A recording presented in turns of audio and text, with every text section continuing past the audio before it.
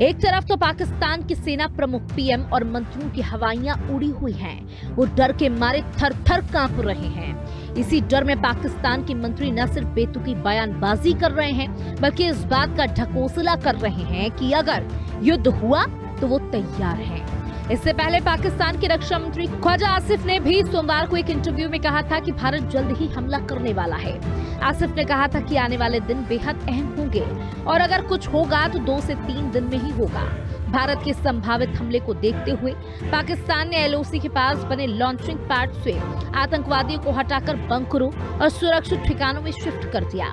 इस बीच most wanted आतंकी हाफिज और मसूद अजहर को लेकर भी बड़ी खबर सामने आ रही है। आतंक के आकाओं को बचाने में जुटा पाकिस्तान। मुनीर ने हाफिज सईद और मसूद अजहर को अंडरग्राउंड किया। दोनों मोस्ट वांटेड आतंकी को अज्ञात लोकेशन पर पहुंचाया। बार बार बदली जा रही आतंकियों की लोकेशन। हाफिज मसूद को बहलवालपुर के सेफ प्लेस पर भेजने की खबरें।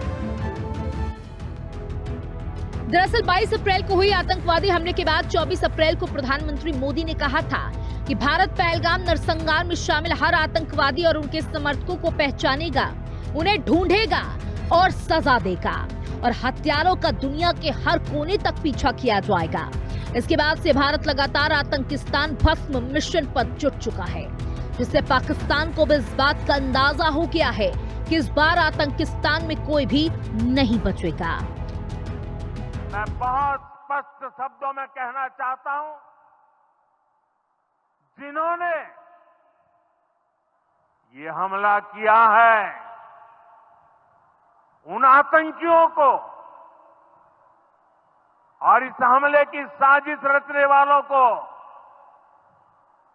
उनकी कल्पना से भी बड़ी सजा मिलेगी। सजा मिलकर के रहेगी। अब आतंकियों की बची खुची जमीन को भी मिट्टी में मिलाने का समय आ गया है। पहलगाम हमले की जांच जैसे जैसे आगे बढ़ रही है, इसमें नए नए खुलासे होते जा रहे हैं। 22 अप्रैल के इस हमले में लश्कर के एक और बड़े आतंकी का नाम सामने आया है। एनआईए सूत्रों के मुताबिक पहलगाम हमले में आतंकी फारूक अहमद का नाम सामने आया।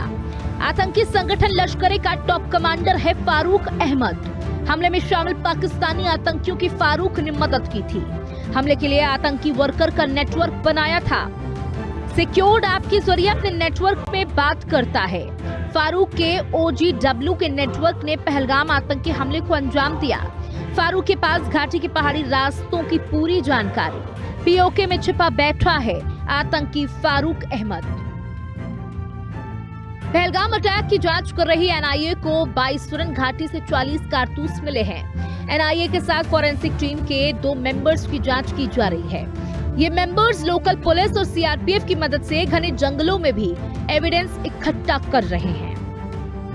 टैक्टिकल टारगेट तो सेना ही सेलेक्ट करेगी, तो वो तो सेना करती है, और किस टाइम पे वो उसको अटैक करेगी। अब टैक्टिकल बैटल एरिया में अगर कोई टारगेट हो तो लोकल कमांडर डिसाइड करेगा कब अटैक करना है और कैसे करना है। उसमें सरकार नहीं देती। सरकार स्ट्रेटेजिक टारगेट्स की बात करती है कि अगर न्यूक्लियर इस्तेमाल करना है कि नहीं करना, वो बात होती है। आपने जाके कराची पे एयर स्ट्राइक करनी है या नहीं करनी, वो फिर आदेश देगी गवर्नमेंट को। ये सारी की सारी जो चीज़ें हैं ये क्लियर होनी चाहिए। ये क्या देना खुली छूट दी है, ठीक है, खुली छूट का कभी पाबंदी कब थी फौज में? फौज के ऊपर कभी नहीं थी। जब एक बार लड़ाई शुरू हो जाती है फौज पे कभी पाबंदी नहीं लगाई जाती।